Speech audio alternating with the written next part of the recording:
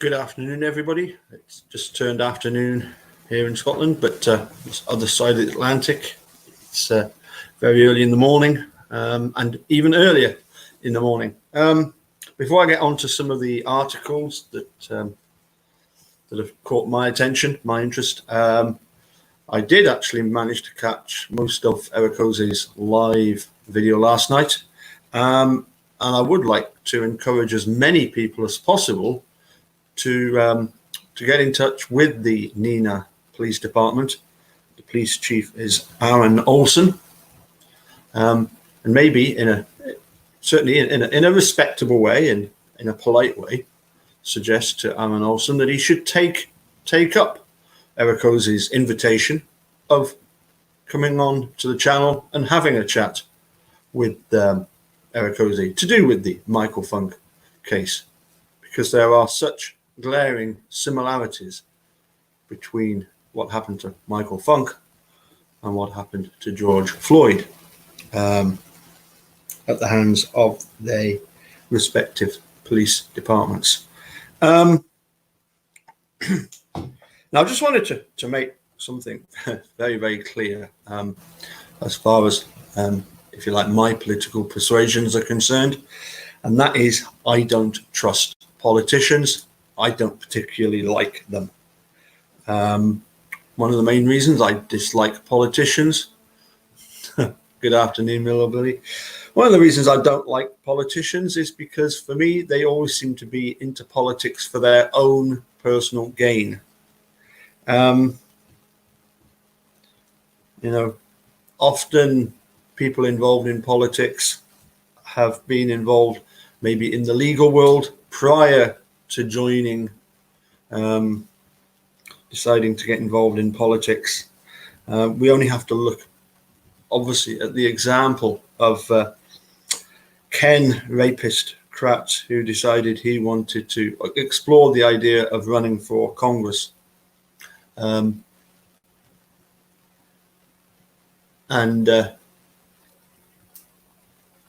it was just luckily that completely fell through.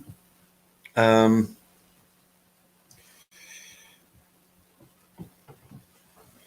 you can't help but imagine what it would have been like if somebody like Ken Kratz got involved in wielding a certain amount of even more political power. I think it would have been pretty disastrous. Even I'll try and refer to them in a polite way today. Even some of those who hide behind the Holbachs and accusing us of standing on her grave for having the nerve and the audacity to ask questions about Stephen Brendan's convictions, even they, the simple-minded ones, souls, even they dislike Ken Kratz and realise, what an absolutely awful person he is. Even they, I'm sure, would admit that the fact that he never got to, he decided to run against, or to explore against, running against the guy that was the congressman at the time, and the two candidates, himself and I think somebody called Petrie, they had to see how much money they could raise in order to become the Republican Party nomination. Whereas the guy Petrie got just short of $1 million raised, Ken Kratz just managed over $2,000. So it was a no-go, and I would imagine quite an embarrassing episode for Ken Kratz. So as I say, I don't like politicians. I don't trust them. Another thing, let's go back to I mentioned yesterday about the fellow that was my pupil Jeff, former policeman, that when Donald Trump was elected president, he said, "Oh, it's a great day. great day. America have got a proper president, and Britain is leaving Europe. You know, it's going better and better. And the one thing I did concede with a lot of people is the fact that surely in the case of Donald Trump, he's not doing it in order to make himself even wealthier. Surely he's already a very wealthy person.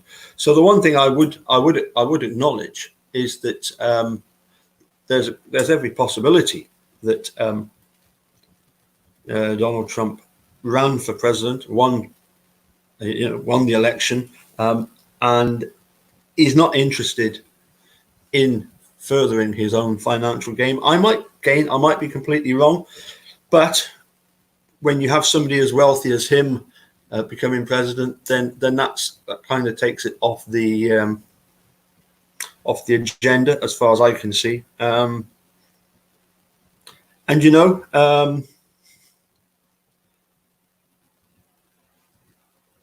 sometimes I get the impression that politicians, one of the things I dislike about them is that they take situations which are very complex and complicated, and they try to present these complicated issues as being incredibly simple. They often go for this one-size-fits-all philosophy. Obviously, one of the reasons they keep it very simple is that so that even people such as just stating the lies could potentially understand what they're trying to say.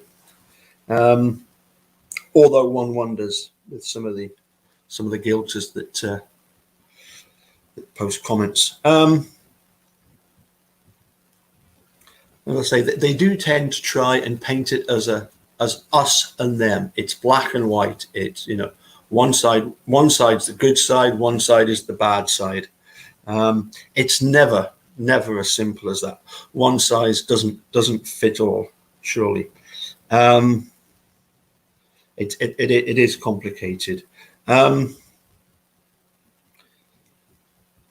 again, maybe in the case of somebody like President Trump, maybe one of the things he's trying to do is he's just trying to be reassuring. He tries to reassure the population.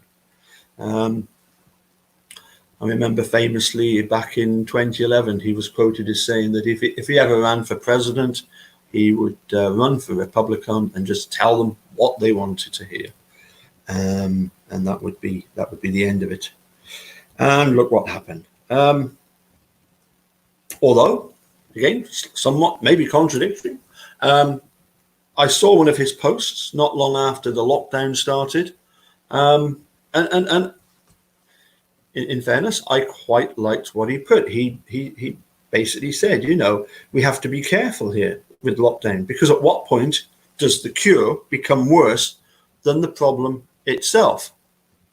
Obviously, it's been pretty bad in America, but for example, apparently here in the Scottish borders, we have a big Borders General Hospital, and at the moment there is nobody in the Borders General Hospital with COVID symptoms, which makes you wonder, why are we still in lockdown? Why aren't things getting back to normal? But anyway, I say maybe that's slightly oversimplifying it. But as I say, I'm not a big fan of politicians. Don't trust them, partly because of their background. They often come from lawyers. As I say, people like Ken Kratz wanting to run for Congress, or was it Senate? I never know what I think it was Congress. I think he wanted to become a congressman.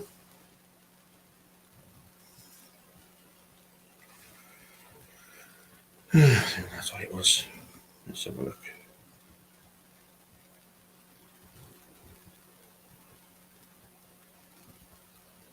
Yeah, that's right. In 2008, Kratz explored a run for the Republican nomination in Wisconsin's 6th congressional district, and as I say, went up against somebody called Petrie, and did not fare very well indeed. Thank goodness. Last thing you want is people like Ken Kratz being given that kind of power. So anyway, I think that's more or less the what I wanted to say about that, and we'll just get on and look at one or two of the articles. As I say, if you've just joined and you haven't checked out Eric Ose's video, please do. He does a comparison of George Floyd and Michael Funk, and there's a very nicely worded. I must congratulate the Neenah Police Chief, AOlson, on a very nicely worded statement in support of George Floyd, and saying that if anything like that was to happen in Neenah, then it would all be taken care of. Well, of course, in 2015, that is exactly what happened to Michael Funk. So Eric Ose has put down the challenge to AOlson to come and discuss the Michael Funk case on his channel. So I would advise and urge you, obviously, respectfully, to invite AOlson via the Neenah Police Department Facebook page, or if you watch the video, you'll see that and I'm sure he's put the link to AOlson's email address. I'm not sure if it's the same one that I've got. I'll post my version of AOlson's email address at the bottom, but you can easily contact Neenah Police Department, and as I say, their chief, AOlson, who was not the chief at the time of the Michael Funk shooting, murder, and has since taken over. You might know as well that AOlson is well aware of Eric Ose, having mentioned in a newspaper article that he watched one of Eric Ose's videos about the Michael Funk case. Anyway, let's crack on. Let's have a look at one or two of the articles that I found particularly interesting. Here's the first one. I mean, there's so many of them out there. Obviously, the journalists are having a field day at the moment with the number of news stories that they can run at this time. Unfortunately, given the nature of the story and stories. So here we go. Northern Minnesota mayor resigns over inflammatory Facebook post about protesters. The mayor of Black Duck, Minnesota, resigned Monday after posting a Facebook meme that appeared to support running over protesters. Rudy Patch is the guy's name, issued a resignation letter and deleted his post. It showed what was apparently a bloody Jeep with the caption, "I don't know what you mean by protesters on the freeway. I came through, no problem." On Sunday night, and this was particularly shocking when I saw this, because I saw footage of this, a tanker truck drove into a large crowd of marchers on Interstate 35W near downtown Minneapolis, protesting the death of George Floyd. Nobody was seriously injured, but witnesses described it as a terrifying event. Officials have said they don't believe the truck driver was intentionally attempting to drive over protesters. Well, if you see the footage, I have no idea what he was trying to do. They just had to run for their lives. So anyway, he was released. The truck driver, apparently he's been in America 4 years, but he's actually Russian. He was released from jail on Tuesday without charges. Black Duck, a town of about 850 residents, is in Beltrami County, which is 25 miles northwest of Bemidji. In his resignation letter, Patch said his sharing of the meme was a misguided attempt to show how dangerous it could be to protest on a highway. Yeah, I think you're trying to fudge it there, pal. I have made a mistake by sharing a post without the correct context behind it, Pat wrote. It is not and never has been my intention to support running over protesters. Well, we're pleased to hear that. Social media can be used as a good tool for people to spread their messages, he wrote. In this instant, it is a life lesson for me about how things put on social media can be mistaken without a context to back it up. In Sauk Rapids, Minnesota, 2 volunteer firefighters were fired on Monday for offensive social media posts. Threats of violence and racism are unacceptable and will not be tolerated by the city of Sauk Rapids, officials said in a news release signed by the city's mayor, city administrator, fire chief, and police chief. According to screen captures shared by Unite Cloud, a social justice organization in the St. Cloud area, one of the firefighters, Tyler Heenan, called for deadly violence against protesters in at least 2 Facebook posts. The other ousted firefighter, Tom Muehlbauer, shared a post similar to Patch's showing a semi-trailer truck with a bloody, damaged front end that referred to protesters. However, Muehlbauer is remorseful and has been communicating with Unite Cloud, said Natalie Ringsmuth, the group's founder and director. We are actually in contact with Tom, talking back and forth with him, she said. He just said to me, I don't know why I did this. I've lost everything I love. Ringsmuth said Heenan hasn't been in contact with her group, adding that Heenan's primary employer, the owner of a small construction company, made an angry social media post doubling down on the sentiments Heenan expressed. That post has since been deleted. It's important to have dialogue in situations such as this, Ringsmuth added. My organization hopes that we can provide a path to get back into relationships with these folks because they're part of our community.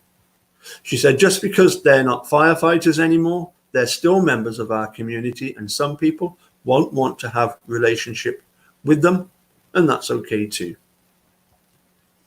Moving on quickly. Next. I didn't realize this was also by the Star Tribune. Minnesota Human Rights Department launches probe into Minneapolis police. The Minnesota Department of Human Rights will launch an investigation into the Minneapolis Police Department after filing a civil rights charge related to the death of George Floyd, who died while being pinned to the street by police last week. The probe, announced Tuesday by Governor Tim Walz, will look at Minneapolis police policies and procedures over the past 10 years to determine whether the department has engaged in discriminatory practices towards people of color. This is not about holding people personally criminally liable, said Human Rights Commissioner Rebecca Lucero, who will lead the investigation. This is about systems change. In a statement released late Tuesday, Police Chief Madeira Arredondo acknowledged there is work to be done. With the assistance of the state human rights commissions, we can take an honest examination at systemic barriers that have prevented us from reaching our greatest potential for those we serve, he said.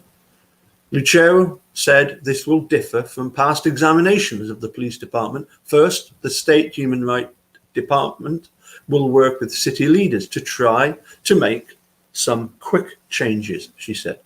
There will also be a longer process to potentially reach a consent decree, which can be enforced by the courts, Lucero said. This is not a report. This is something that will result in court action and require change, she said. The investigation follows the arrest and charges against former Minneapolis police officer Derek Chauvin, a white officer who knelt on Floyd's neck for almost 9 minutes before he died. 3 other police officers have been fired following the deadly encounter. We are going to establish peace on the streets when we address the systemic issues, Waltz said.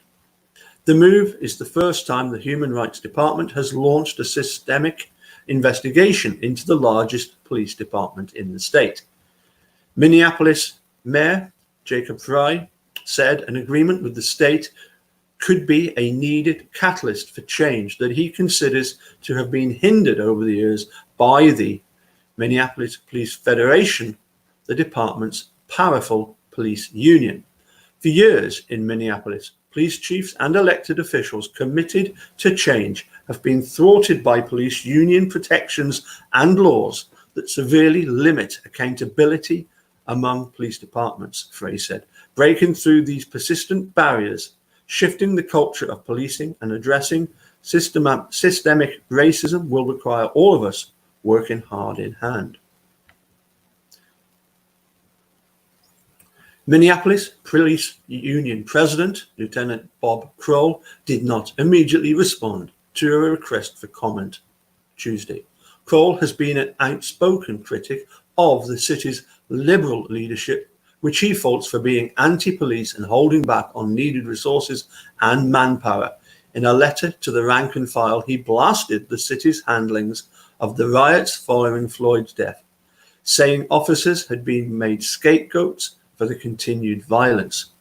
Kroll was under fire from two of the state's largest labor organizations, Education Minnesota and the state AFL-CIO, called for his resignation. Meanwhile, the city council issued a joint statement welcoming the state scrutiny. In a news conference Tuesday afternoon, council members presented a wide range of ideas about how they hope this investigation could help reform the police department. Some want to defund the department quickly, though others prefer to take a longer approach, soliciting more community input before drastically overhauling the force. I know you don't care what we say, you care about what we do, and this is action, said Council Vice President Andrea Jenkins.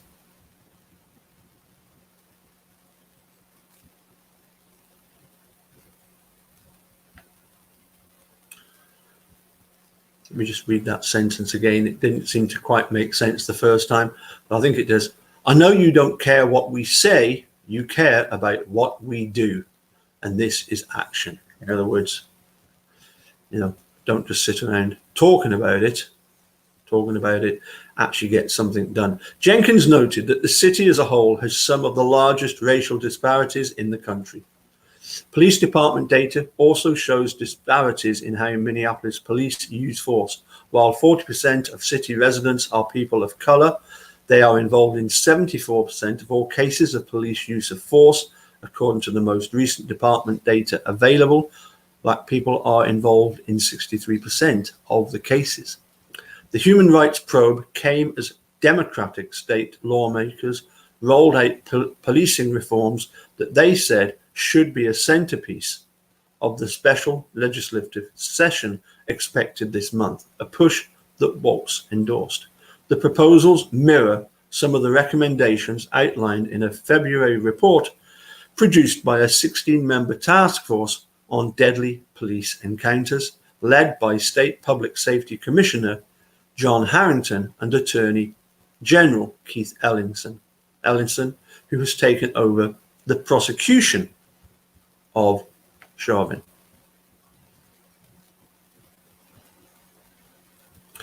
Lucero said her agency will also look into state-level changes. Some of those could involve legislative action, Lucero said, such as eliminating the ban on residency requirements.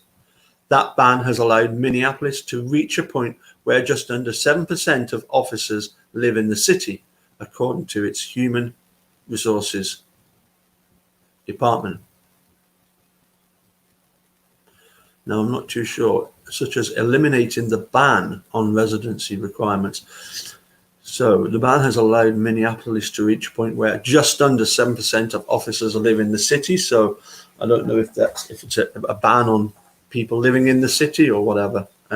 Interestingly, we hear that Derek Chauvin and his wife, who is filing for divorce and wanting to change her name, They've got a house down in Florida.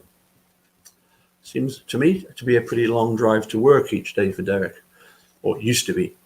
Anyway, Chauvin and 3 other officers involved in Floyd's arrest on Memorial Day are under investigation by state prosecutors and by the U.S. Attorney's Office and the FBI, which is determining whether Floyd's constitutional rights were violated. Lucero said her department's investigation is focused on state law, and she is not sure whether there also will be a federal civil rights investigation. The state's effort to enter into a binding agreement on discrimination and use of force is not the first move to curb alleged police abuses in Minneapolis.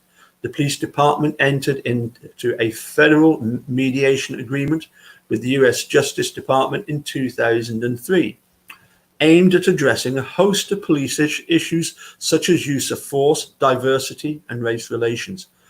It was billed as a way to soothe community tensions inflamed by the fatal police shooting of a machete-wielding Somali man in March 2002, followed by a riot a few months later in North Minneapolis. Arredondo, who was involved in the PAC's negotiations, said at the time that he was willing to revisit the agreement, but it's unclear which of the reforms have been enacted. That agreement outlined some critical areas of improvement, notably use of force and how officers handle suspects who are dangerously mentally ill. But critics say that the city for years fell behind on commitments in other areas, disciplining officers who were repeated targets of citizen complaints, providing culturally sensitive training across the department, hiring and keeping minority and female officers, and creating a forum for ongoing dialogue after the agreement expires. Over the years, the agreement led to changes in the police department's policy on use of force and improvements in mental health training, while ending the controversial practice of transporting suspects in squad cars with canines, city's officials say. But a civilian oversight body, considered the centerpiece of that mediation agreement, dissolved in 2008 amid questions of its effectiveness. Minneapolis Civil Rights Director Velma Corbell said changing the department has taken years and that the city can't achieve reform on its own.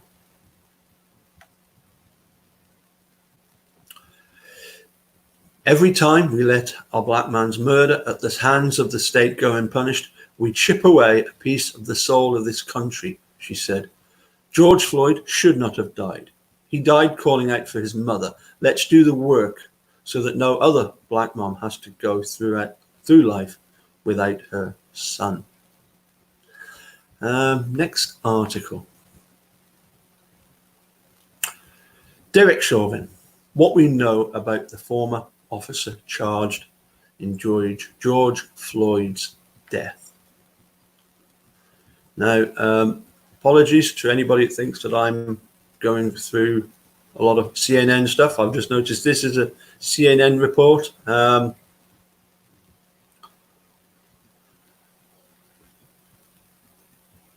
wouldn't know if they are biased towards either side.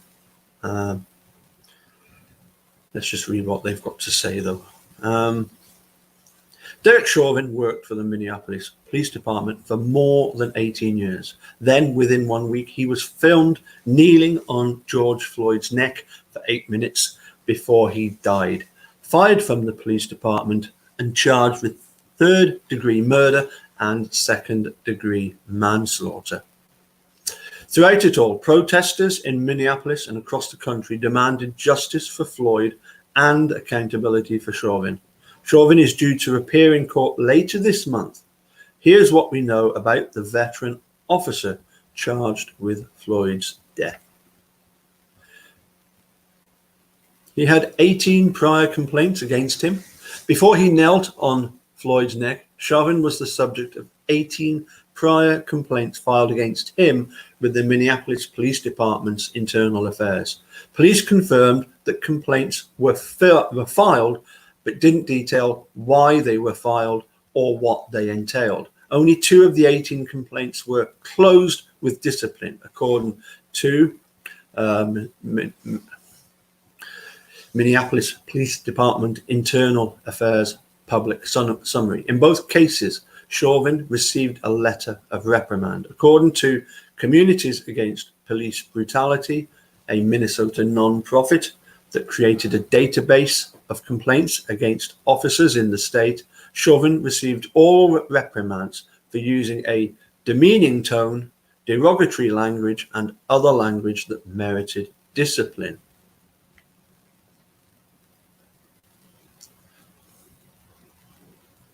Neither the non-profit database nor the Minneapolis Internal Affairs Public Summary includes dates or descriptions that incited the complaints. Former officer Tawathow, who was also involved in Floyd's arrest, had 6 complaints filed with Internal Affairs, one of which was still open, the summary said. The other 5 were closed without discipline. The other 2 former officers, J. Alexander Kung and Thomas Lane, had no complaints filed, according to the Police Department Internal Affairs Public Summary. Chauvin and George Floyd once worked security shifts at the same nightclub. They both worked at the El Nuevo Rodeo Club down the street from Minneapolis's 3rd Precinct. Former club owner Maya Santamaria told CNN. Floyd worked some Tuesdays as extra security. Chauvin worked as an off-duty police officer for the club for nearly 17 years, Santamaria said. I wouldn't characterize them as knowing each other, she told Joss Campbell in an interview, but she added, we all worked together certain nights and they would have crossed paths. Santamaria said she couldn't believe what she was seeing when she watched footage of the 2 employees, one under arrest and one face down on the pavement. I kept yelling at my phone, telling Chauvin to get off of him. It's horrible. It's absolutely beyond words, she said. And having known Chauvin, I can't believe he didn't have the humanity to listen to this poor man begging for his air and his life.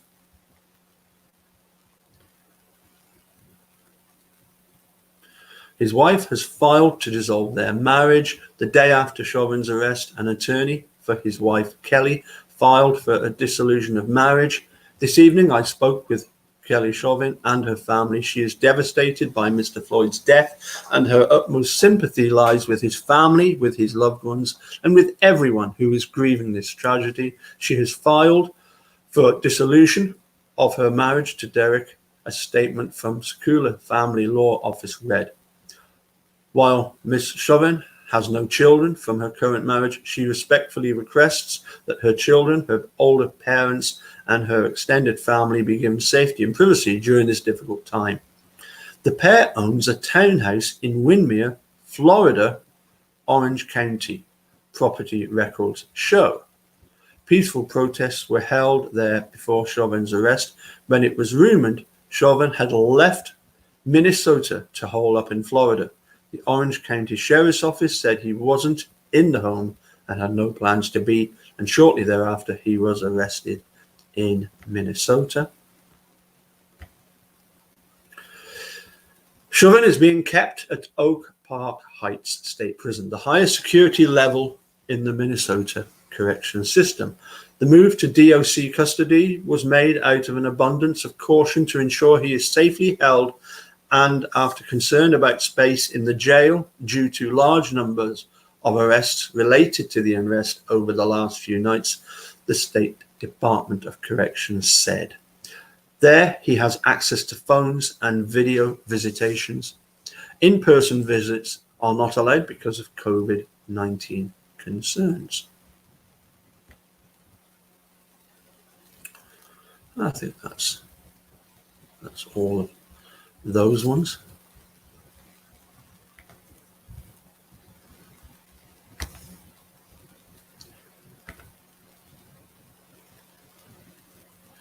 So I'm just going to pull up a couple more to let you have a look at.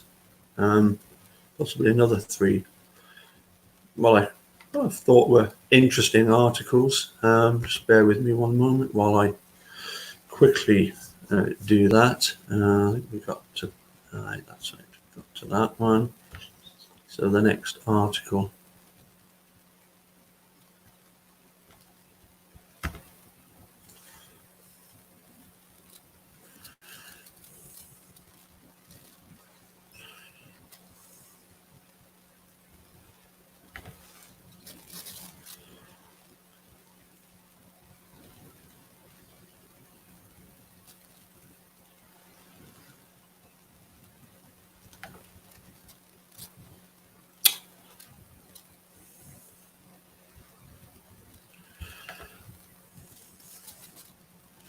So, an article from the Independent.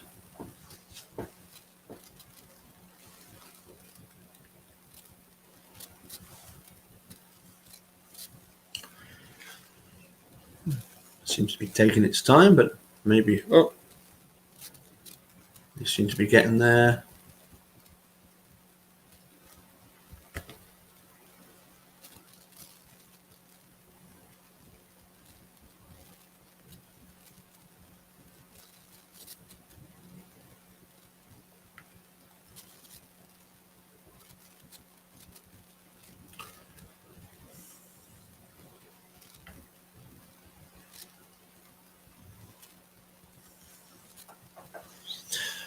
Why is Derek Chauvin being charged with third-degree murder rather than first? This is what prosecutors told me.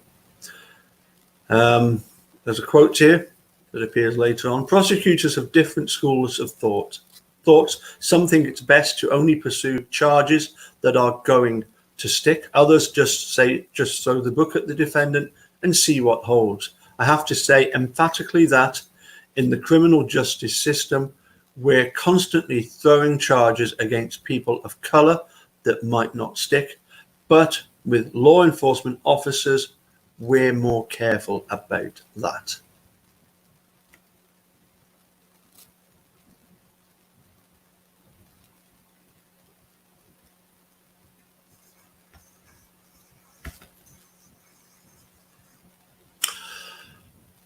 While Minneapolis Chief of Police Madero Arredondo has been applauded for immediately firing the 4 officers involved in 46-year-old George Floyd's death just over a week ago, questions about prosecutors' choice to charge former officer Derek Chauvin with third-degree murder rather than a more serious charge continue to provoke outrage. The complaint filed by prosecutors for the state of Minnesota against Chauvin could shed some light on the reasoning for those lighter charges. It reads more like a justification for the officer's actions rather than a complaint to establish probable cause for Chauvin's arrest, in that it details Floyd's size and his apparent attempts to resist. Only at the very end does it explicitly allege any wrongdoing by Chauvin, stating, "The defendant had his knee on Mr. Floyd's neck for 8 minutes and 46 seconds in total. 2 minutes and 53 seconds of this was after Mr. Floyd was non-responsive. Police are trained that this type of restraint with a subject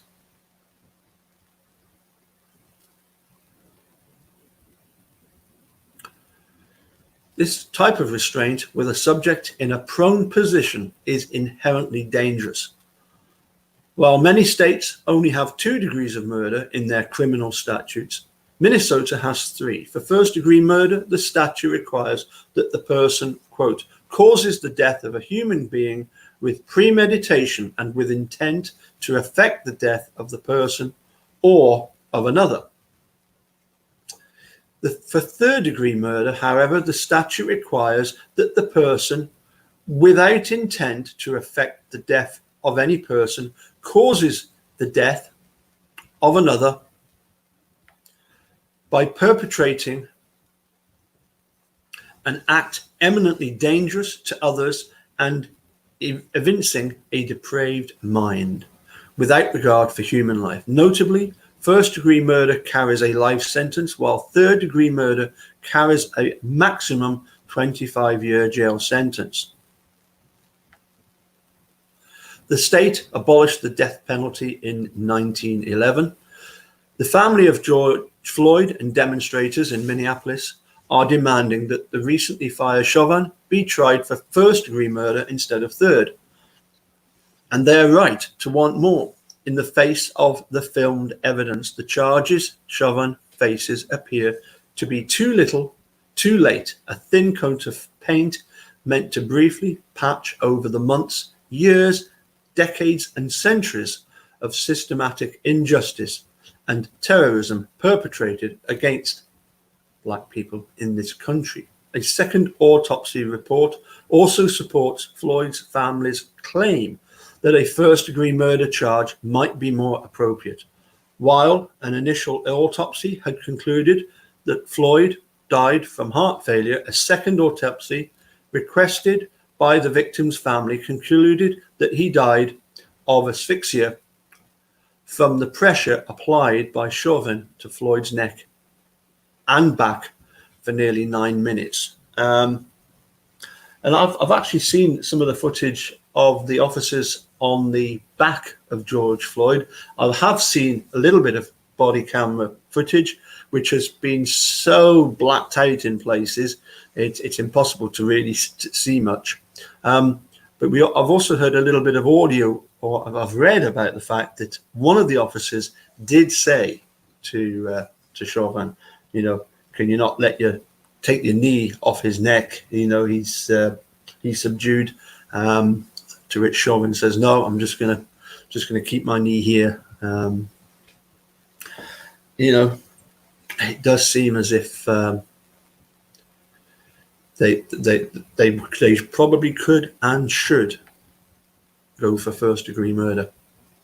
For homicide charges, intent or state of mind is always a critical element. I spoke with Professor Catherine Acabascio, former Brooklyn Assistant District Attorney, co-founder of Florida Innocence Project, and Professor of Criminal Law at Nova Southeastern University's Shepherd Broad College of Law. She told me a prosecutor has both the discretion and a duty to pursue charges that can be established by the evidence they have. It depends on how the jurisdiction's case law determines what premeditation is and how it's defined. The real issue is whether the prosecutors thought they could prove that it was premeditated. That's the difference between the murder 1 and murder 3 charge. In murder 1, then there's an intent to kill, and in murder 3, there's a depraved mind and reckless intent. That means the defendant knew and dismissed the risk that what they were doing could kill someone. It's really a state of mind difference.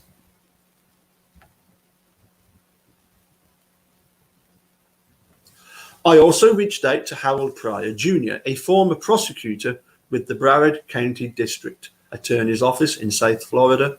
Pryor is running to be the state attorney or district attorney for Broward County in the upcoming August elections. If he wins, he will be the first Black man to ever hold the position.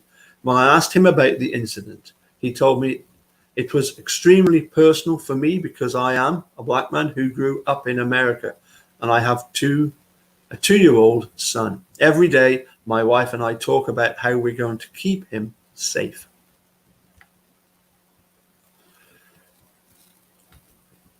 I asked Pryor about the prosecutor's decision to charge Chauvin with third-degree murder. He said, "It's going to take a lot more lawyering and legal argument to get to first-degree murder. Are the elements there? Potentially. Can they argue for that? They do all the time. This officer had his knee on his neck for over 8 minutes. He had ample opportunity to take it off.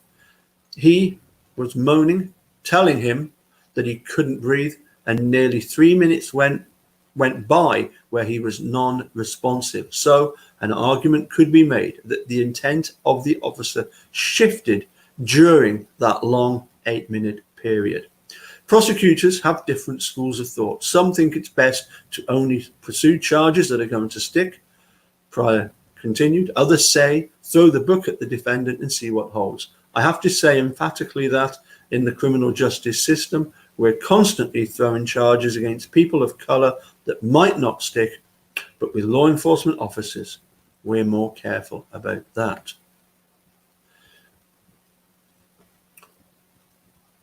The grotesque video of Floyd's death evoked a visceral response from the Black Lives Matter movement and allies across the country, and I would point out across the world. His cries as he gasped for air evoked painful memories of the 2014 murder of Eric Garner, who also repeatedly called out, "I can't breathe," as police held him in a chokehold until he died. This year, 3 killings by police officers in just 4 months occurred. The deaths of Ahmaud Arbery in February, Breonna Taylor in March, and George Floyd in May were, in the words of many protesters, the third strike. So, in spite of the dangers of coming together to protest during a pandemic, demonstrators across the country are braving the risks to hold to account a system that has gone unchecked for far too long. Lawmakers need to listen up. We need laws cutting funding from policing programs and giving it to community organizations. We need to pass legislation to take guns away from everyone, including law enforcement officers. I totally agree with that. Take guns away. Don't have the police have them. You'll cut the number of murders dramatically. And we need prosecutors who aren't afraid to press first-degree murder charges against police officers when the evidence supports it. I can't breathe. These 3 heartbreaking words and the subsequent death of Floyd shattered this country's thinly painted veneer of justice, equality, and democracy into a million tiny pieces. And as our president manically fans the flames of divisiveness and racial hatred with his tweets, America burns to the ground. It will take a massive legislative overhaul and a new administration in the White House to begin to put the pieces back together.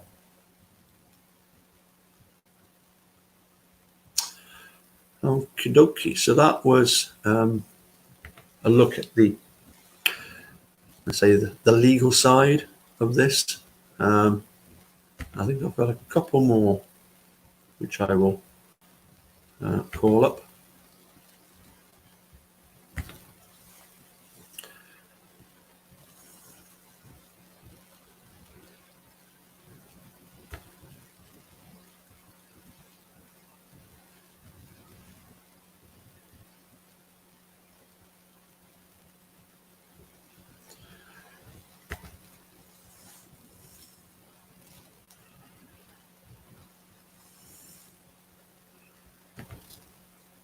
We might just cover this one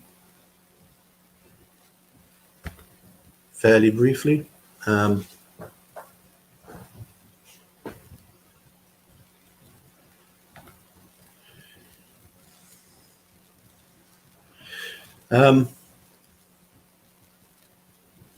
Again, it discusses George Floyd killing 2 officers involved, previously reviewed for use of force. Now, this is Guardian. Internal reviews of Derek Chauvin and Taithau's use of force resulted in no disciplinary action. Database confirms. 2 Minneapolis police officers captured in video footage restraining George Floyd were previously involved in other violent incidents while on duty, according to a database that documents instances of police brutality. Video footage showed Derek Chauvin, a 19-year veteran, of the Minneapolis Police Department kneeling on 46-year-old Floyd's neck for 9 minutes as he pleaded for his life. This was quite bizarre. Floyd died following the encounter. Officers had been responding to a call from a grocery store that claimed Floyd had used a forged check. The Minneapolis Police Department said Floyd died a short time after a medical incident. Well, that's one way of describing it. Why is the man who killed George Floyd not in jail? Minneapolis Mayor Jacob Frey asked as he called for changes on Wednesday. We cannot turn a blind eye. It is on us as leaders to see this for what it is and call it what it is. As I say, I don't think there's actually anything of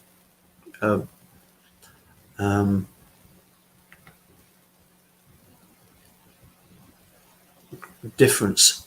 There's not much difference between what's in this article and what we've already looked at. So I'm going to quickly pass on to the... If you want to, obviously, you can go and check out this article by The Guardian. Right now, I've got this one, which I thought was particularly interesting. Let's see if I can get this one up. So I'm not taking any risks with computer crashing by trying to have too many articles on the go at once.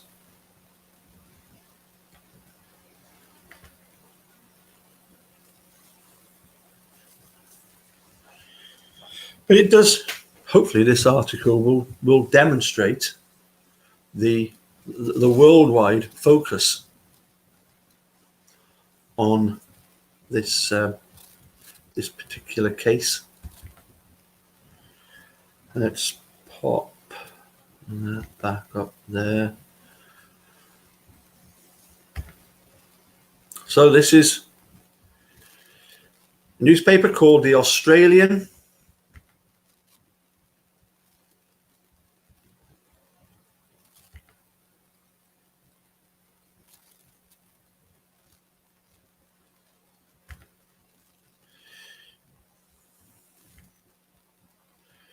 US religious leaders criticize Trump. Mainstream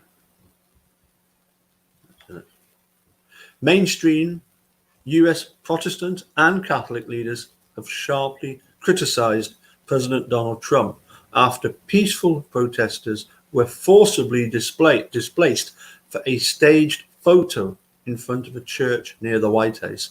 Trump won the 2016 presidential election with strong support from white Catholics and evangelical Christians.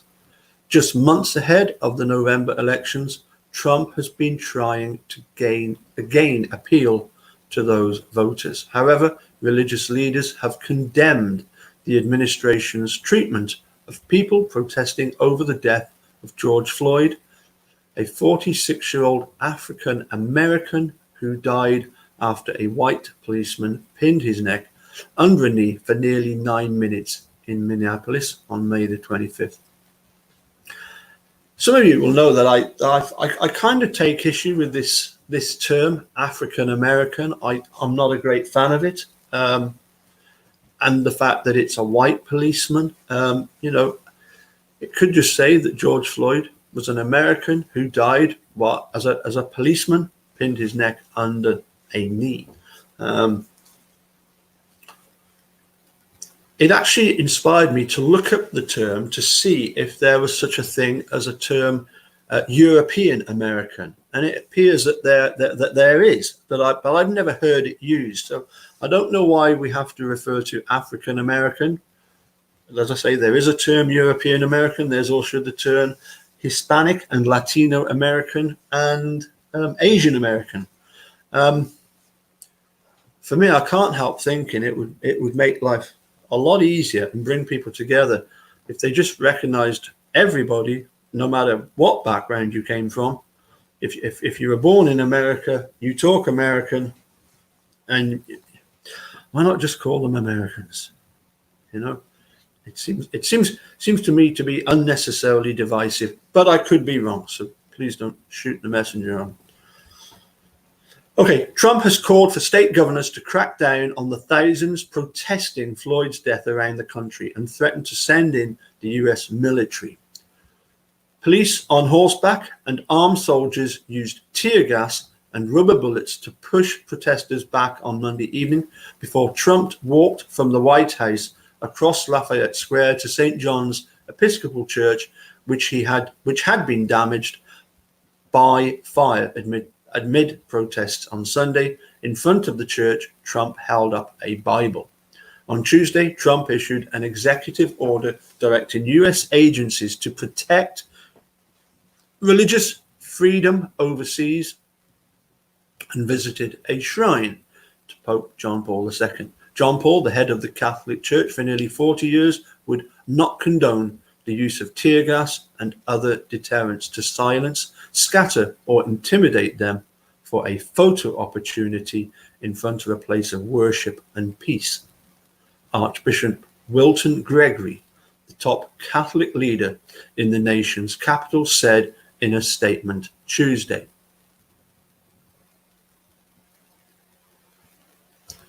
Hundreds of shouting protesters lined the street near the monument to the Pope, holding signs that read, "Racist in chief, Trump mocks Christ, and our church is not a photo op." Susan Gunn, director of the Mary Knoll Office for Global Concerns, a Catholic group that helped organize the protest, said she was disappointed that Trump had not used either occasion to try to bring people together. Our society's splintering. We are in the middle of a pandemic with 100,000 people dead, she said, speaking of the coronavirus outbreak, which she noted has disproportionately affected people of color. President Trump identifies himself as a Christian and avid reader of the Bible.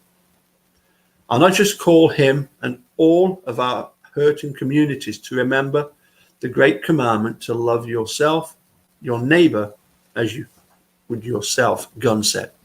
Bishop Michael Curry, the chief pastor and chief executive of the Executive Council of the Episcopal Church, also criticized Trump for using a church building and the Bible for partisan purposes. Elizabeth Eaton, the presiding bishop for the Evangelical Lutheran Church in America, condemned Trump's decision to use the Catholic shrine as a political backdrop. Denouncing this outrage cannot, however, distract us from the deep wounds of structural racism and white supremacy that have been reopened by the killing of George Floyd, she said in a statement. We're nearly at the hour mark, so I'm going to leave it at that. I did have one or two other articles, but basically they did only. I'll show you the other one I had lined up ready to go.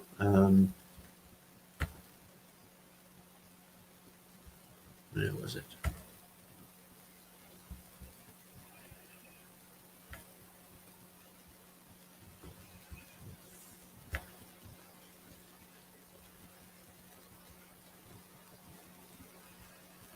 Oh, actually, it is quite an interesting one. Let's have a quick look at this one.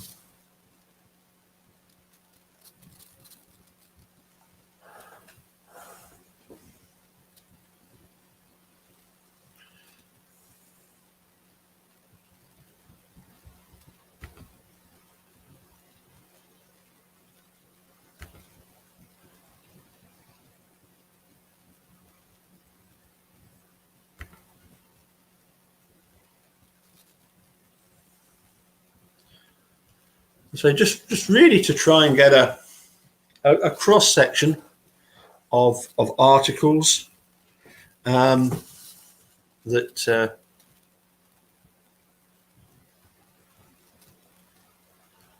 It's a cross-section of various articles. This one, the hypocrisy in the end. Thank you. The hypocrisy in the NFL's response to George Floyd's death and Black Lives Matter protests.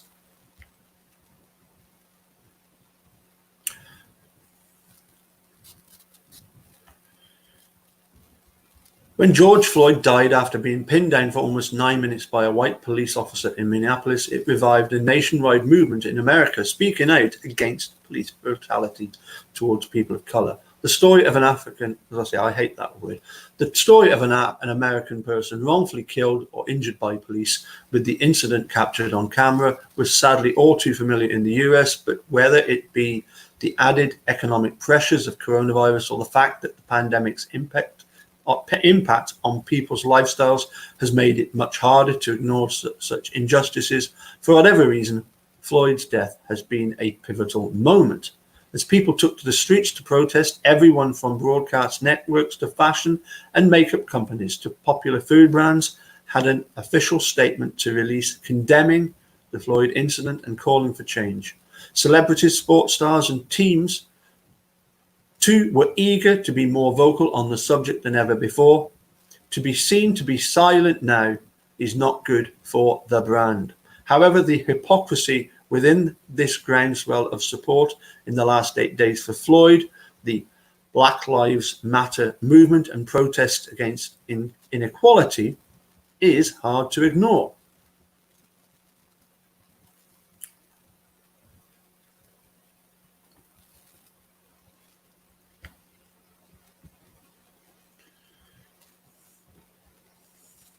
None seemed more tone-deaf than the reaction of the NFL and San Francisco 49ers. The NFL's statement from Commissioner Roger Goodell expressed sadness and empathy and called for urgent action, pledging to address systemic issues with the help of players, clubs, and league partners. There was no mention of police or even race. The 49ers CEO, Jed York, meanwhile, announced the team would be donating $1 million to local and national organizations who are creating change, and spoke about needing the courage and compassion as human beings to come together and acknowledge the problem that men, women, and children and other oppressed minorities continue to be systematically discriminated against. The team account also took part in Blackout Tuesday on social media in solidarity with the Black Lives Matter cause. Again, I don't really like the idea of Black Lives Matter. All lives matter, and it shouldn't matter what colour of the skin is. On their own, they seem like compassionate statements supporting and advocating change. The reality is, however, both the NFL and the 49ers had the opportunity to do so much more about this years ago when Colin Kaepernick was in the league, speaking out about the very... Oh, I need to come on down. Speaking out about the very issue that is rocking the United States today, but they didn't. Kaepernick's peaceful kneeling protest before games starting in 2016, was a brave move which ultimately left him effectively blacklisted, unsigned, and to this day jobless in the NFL. That was despite having reached the Super Bowl just years earlier in 2013, and there being a consensus that at the very least he was deserving of a backup quarterback role in any of the 32 teams. He became a free agent in 2017, and not a single team has signed him since. I am not going to stand up to show pride in a flag for a country that oppresses people of color, Kaepernick said of the reason for his protests in 2016. To me, this is bigger than football, and it would be selfish on my part to look the other way. There are bodies in the street and people getting paid, leave, and getting away with murder.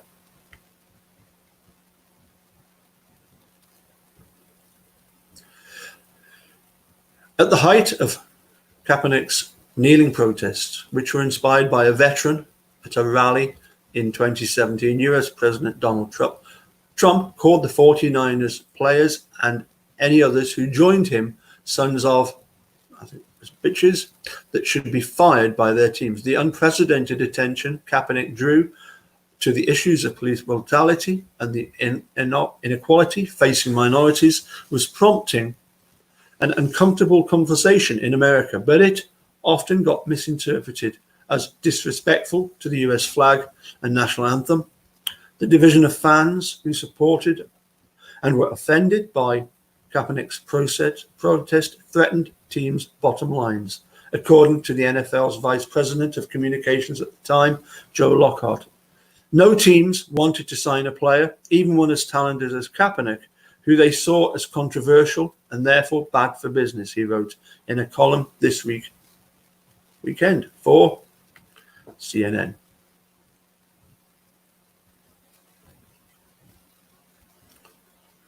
As bad of an image problem it presented for the league and their game, no owner was willing to put the business at risk over this issue. Lockhart argued that the NFL had invested nearly $100 million in projects to highlight racial disparities, and that the commissioner and several other league executives spent a lot of effort prodding and pushing owners to sign Kaepernick. But in retrospect, even he concluded that teams were wrong for not signing him after he became a free agent.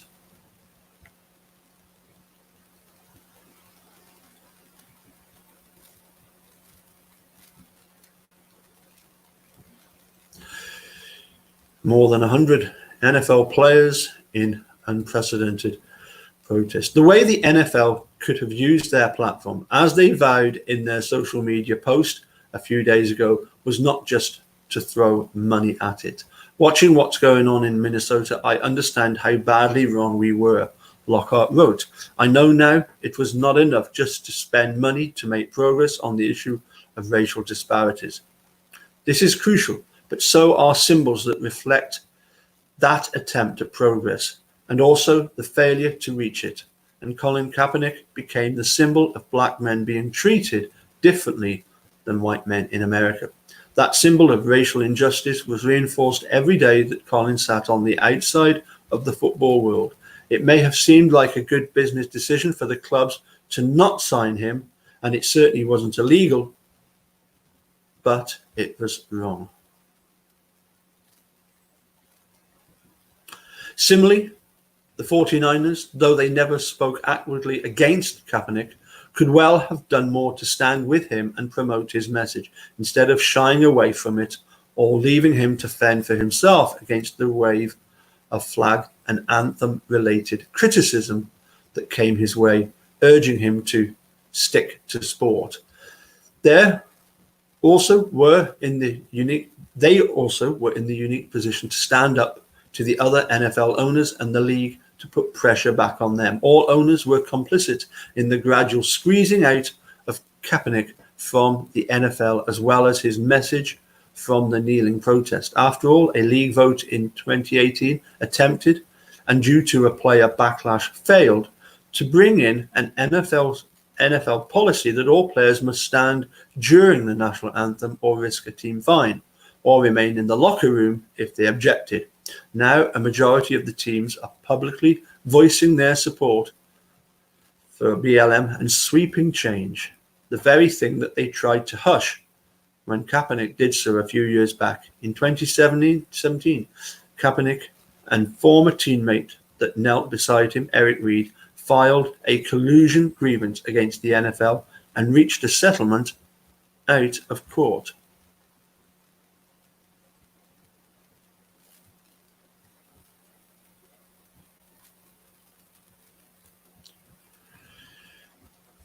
Reed, who continued to kneel long after Kaepernick remained out of the league, was scathing this week of the 49ers' BLM bandwagoning following Floyd's death. He called their social media activity hypocrisy and claimed that York had once begged him not to kneel.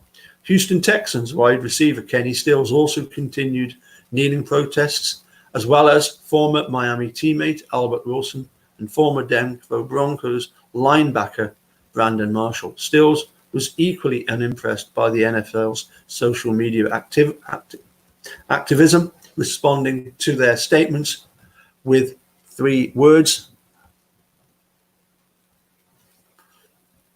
Could be argued it's 4, save the bull something. What has become overwhelmingly apparent in the recent upheaval in the US since Floyd's death is that the platitudes or thoughts and prayers approach is no longer acceptable. Words, pledges, or heartfelt social media statements will not suffice anymore. People are fed up, and that includes athletes, many of whom, white and black, have come out in greater numbers than ever before to support the cause and speak out against the injustice faced by people of color in the US.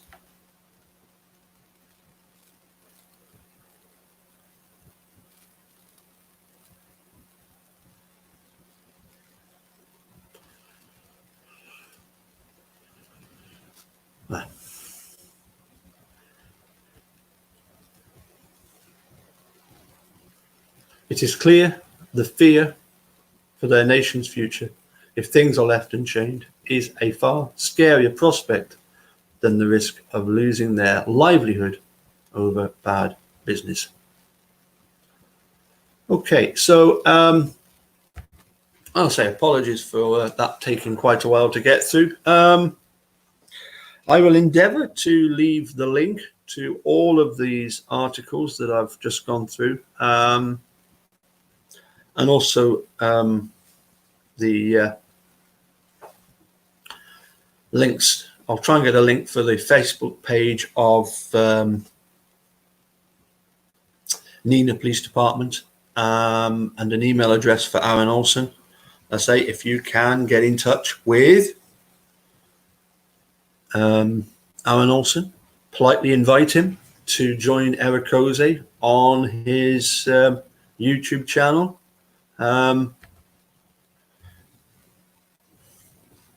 Personally, I think AOlson is probably a fairly decent chap, and will probably simply point to the fact that Brad Schimmel, Attorney General at the time, decided not to press charges against Hoffa.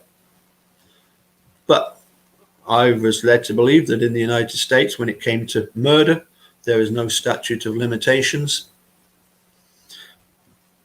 and that charges should be brought against Hoffa of some sort or another. And what's particularly appalling, of course, is the fact that nobody from Neenah Police Department has ever apologized to Eagle Nation Cycles over the shooting of Michael Funk. And you don't need me to go through all the complexities of what happened. It's that's more the dude's area, corner of the market that he's got for himself. I have been to Neenah, to Eagle Nation Cycles. I do remember it. I was hungover, yes, but I do remember it, and I was the cameraman on that particular expedition. So it was good to go and see the place, go to Neenah and enjoy the drive to and from, even though I was somewhat struggling at the time. Lack of sleep, really. Anyway, I'm going to say cheerio, because that, as I say, that's now an hour and a quarter. So yeah, we'll catch you all again sometime soon. Take care, and bye for now.